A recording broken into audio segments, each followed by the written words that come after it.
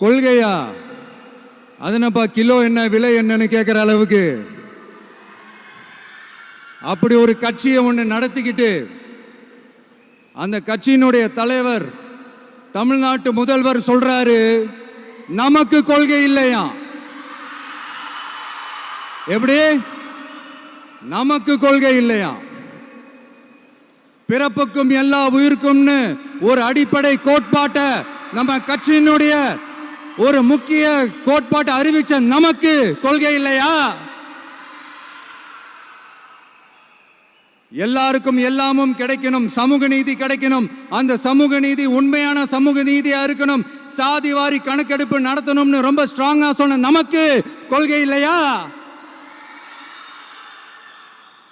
CAA அறிவிச்சதுக்கு அப்புறம் அப்ப நம்ம கட்சி ஆரம்பிக்கிறதுக்கு முன்னாடியே எதிர்த்த நமக்கு கொள்கை இல்லையா?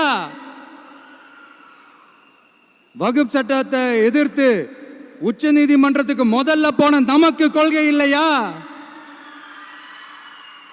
நீட்ட வந்தா ஒழிச்சிருவேன், நீட்ட வந்தா அழிச்சிருவேன், ஆட்சிக்கு வந்தவனே ரத்து செய்யறதே நீட்ட தான், அப்படி இப்படின்னு கதையெல்லாம் விடாம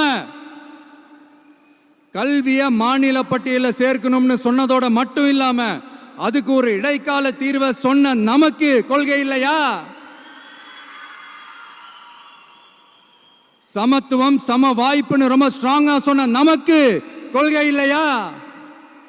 இப்படி கொள்கையை வெறும் பேச்சில் மட்டுமே பேசிக்கிட்டு எல்லா கொள்கையும் அண்டர் கிரவுண்ட்ல அடக்கி வச்சுக்கிட்டு என்னமோ இவங்களுக்கு மட்டும்தான் எல்லா கொள்கையும் குத்தகைக்கு எடுத்த மாதிரி, இவங்க கொள்கையே கொள்ளை தானே. எப்படி? இவங்க கொள்கையே கொள்ளை தானே.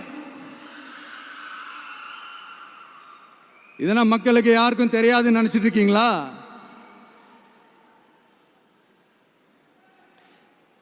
எங்க கட்சி ஒன்றும் சங்கரமணம் இல்லைன்னு சொன்னது யாரு? யார் சொன்னாங்க? ஏன் சொன்னாங்க? எதுக்கு சொன்னாங்க? இப்போ உங்க கட்சியில என்ன நடந்துகிட்டு இருக்குது அதையும் கொஞ்சம் யோசிச்சு பாருங்க, இதையும் கொஞ்சம் யோசிச்சு பாருங்க. அதனால பாப்பா, பவள விழா பாப்பா, நீ பாசாங்கு காட்டாத பாப்பா, நீ நல்லவர்கள் போல் நடிப்பதை பார்த்து நாடே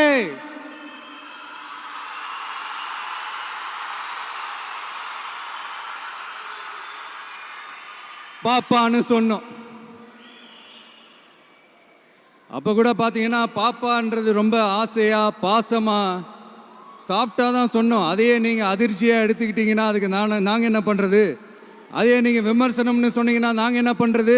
இன்னும் நாங்க விமர்சனம் செய்ய ஸ்டார்ட் பண்ணவே இல்லையே, இன்னும் நாங்க அடிக்க ஸ்டார்ட் பண்ணவே இல்லையே, அதுக்குள்ள அலர்னா எப்படி?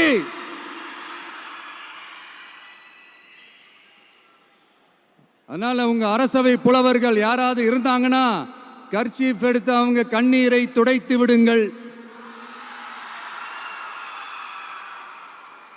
சரி, அது அவங்க பிரச்சனை, அவங்க பார்த்துக்கிட்டோம். நமக்கு எப்பவுமே மக்கள் தாங்க, மக்களுடைய பிரச்சனை பத்தி பேசுறது தான். இன்னைக்கு நம்ம காஞ்சிபுரம் மாவட்டத்துக்கு வந்திருக்கிறோம். இங்க மக்கள் ஃபேஸ் பண்ற அந்த பிரச்சனையை பத்தி நம்ம பேசி ஆகணும்.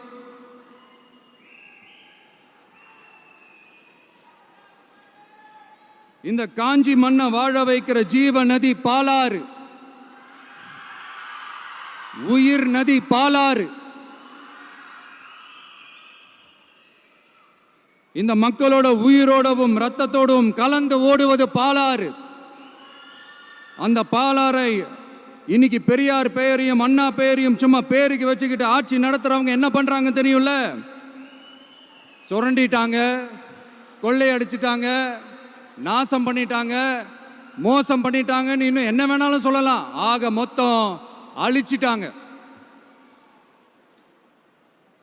இதை நான் ஏதோ போற போக்கில் ஏதோ அடிச்சு விடலங்க, ஆதாரத்தோட தான் சொல்றேன். அனுமதிக்கப்பட்ட அந்த லெவலை தாண்டி 22,70,000 யூனிட் மணலை கொள்ளையடிச்சிருக்கிறாங்க. ஆக மொத்தம் இதில் அவங்க அடிச்ச கொள்ளை எவ்வளவு தெரியுமா? ரொம்பலாம் இல்லை, கம்மி தான். 4730 கோடி. கம்மி தான் இல்லை? இதுக்கெல்லாம் அவங்க ஆதாரம்லாம் கேட்க முடியாது. ஏன்னா இந்த ஆதாரம்லாம் ஆல்ரெடி கோர்ட்டில் இருக்குது, அமலாக்கத்துறை டிபார்ட்மெண்ட்டில் இருக்குது. அந்த டிபார்ட்மெண்ட்டில் வேலை செஞ்ச சில நல்லவர்கள் அவங்க அடித்த அந்த கொள்ளையெல்லாம் தாங்க முடியாமல் வெளியில் வந்து சொன்ன அந்த ஆதாரங்கள், இதெல்லாம் சம்பந்தப்பட்டவங்களுக்கு இன்னும் நல்லாவே தெரியும். அதனால இது சம்பந்தமா ஆதாரங்களை கொடுலாம் அவங்க கேட்க முடியாது.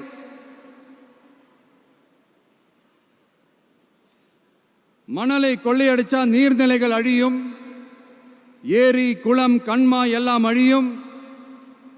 இதெல்லாம் அழிஞ்சா விவசாயம் அழியும், விவசாயம் அழிஞ்சு போனா விவசாயிகள் அழிஞ்சிருவாங்க. ஆக மொத்தம் நாம் எல்லாரும் மொத்தமா அழிஞ்சு போக வேண்டியதுதான். இப்படி மேலிருந்து கீழே வரைக்கும் ஒரு கட்சியை சிண்டிகேட் போட்டு கொள்ளையடிக்கிறத கேள்விப்பட்டிருக்கிறீங்களா மக்களே? இதே காஞ்சிபுரத்தோட உலக பெருமை நம்ம பட்டும் கைத்தறி துணியும் அதை தயாரிச்சு கொடுக்கிற கைத்தறி நெசவாளர்களும் தான். காஞ்சிபுரம் பட்டுன்னு சொன்னா உலகத்துக்கே தெரியும்.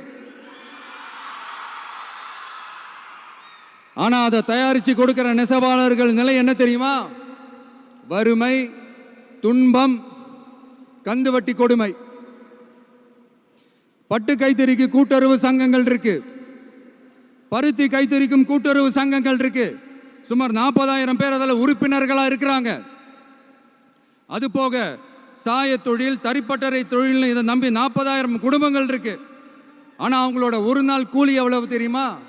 வெறும் 500 ரூபா தான். அதை கொஞ்சம் அதிகப்படுத்தி கொடுங்கன்னு போராடி போராடி பார்த்து ஒன்றும் நடக்கல. இதோட அவங்க கஷ்டம் முடிஞ்சுதா?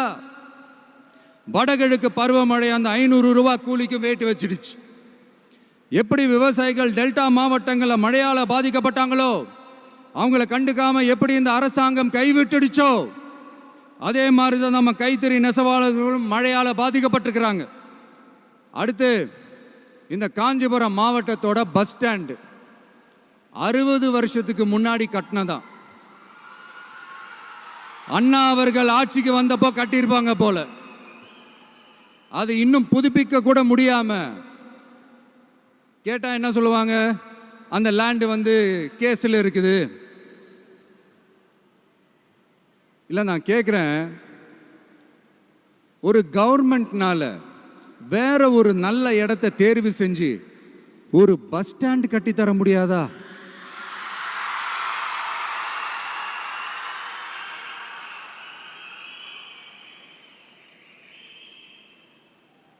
பிரச்சனை என்ன தெரியுமாங்க? அவங்களுக்கு மக்களை பத்தி யோசிக்கிறதுக்கே நேரம் இல்லை, அதுதான் பிரச்சனை. அடுத்து பாலாஜாபாத் பக்கத்தில் அவலூர் ஏரி இருக்கு. அது பாலாற்றை விட உயரமா இருக்கு. அதனால என்ன ஆகுதுன்னா, ஆத்து தண்ணி ஏரிக்கு போக முடியாம போயிடுது. அதை சரி பண்ணி அந்த இடத்துல ஒரு தடுப்பணையை கட்டினா ஏரி நிறைய தண்ணி நிற்கும். அப்படி நின்னா அவலூர் மட்டும் இல்ல, ஆசூர் உட்பட இன்னும் எத்தனை கிராமங்கள், எத்தனை ஆயிரம் ஏக்கர் விவசாயம் நல்லா நடக்கும். இதுக்கு இன்னும் எத்தனை வருஷம் மக்கள் கோரிக்கை கொடுக்கணும், மக்கள் போராடணும். இந்த பிரச்சனையெல்லாம் இருக்கிற அதே காஞ்சிபுரம் மாவட்டத்தில் தான் பரந்தூர் ஏர்போர்ட் கட்டுற பிரச்சனையும் இருக்குது. அந்த பிரச்சனையில கண்டிப்பா நாங்க விவசாயிகள் பக்கம் தான் நிற்போம். அதில் எந்த மாற்று கருத்துமே கிடையாது. இந்த கவர்மெண்ட் பரந்தூர் விவகாரத்தில் எங்களுக்கோ இல்லை விவசாயிகளுக்கோ எந்த விதமான காரணங்கள் சொல்லி எஸ்கேப் ஆகவே முடியாது. இப்படி மக்களுக்காக மக்களோட பிரச்சனைகளை எடுத்து பேசுறதுனால இப்போ ஆட்சியில் இருக்கிறவங்களுக்கு நம்ம மேலே ஒரு ஆத்திரம் வரத்தானே செய்யும். அதனால தான் நீங்கள் பார்த்தீங்கன்னா சட்டசபையில் ஆரம்பித்து ஒரு சாதாரண நிகழ்ச்சி வரைக்கும் எல்லா மேடையிலையும் மேடைக்கு மேடை டிவிக்கே தான்.